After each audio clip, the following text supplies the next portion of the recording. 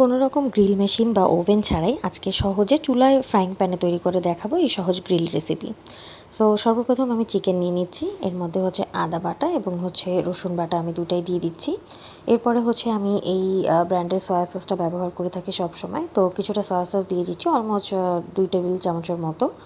Soya সসে হচ্ছে লবণের পরিমাণটা বেশি থাকে, তাই পরবর্তীতে লবণ একটু বুঝে দিতে হবে। এরপরে আমি মরিচের গুঁড়া দিয়ে দিচ্ছি, তারপরে হচ্ছে একটু হালকা জিরার গুঁড়া দিয়ে দিচ্ছি। এরপরে দিব একটু লবণটা এই যে বললাম পরিমাণ মতো দেওয়ার জন্য।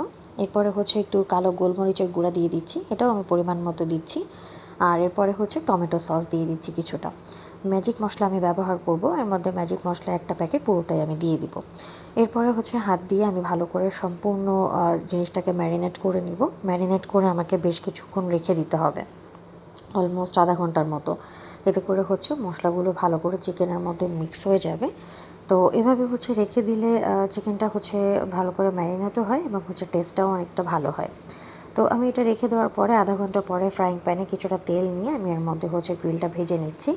ভালো করে উল্টে পাল্টে বেশ খানিকটা সময় নিয়ে ভেজে নেওয়ার পরে বাকি যে মশলাটুকু ছিল ওটা দিয়ে আমি একটু কষিয়ে নিলাম। এরপরে পুনরায় গ্রিলগুলো দিয়ে আরেকবার জাস্ট এপিট ওপিট করে নিলেই হয়ে গেল আমার চিকেন গ্রিল, একদম হোমমেড।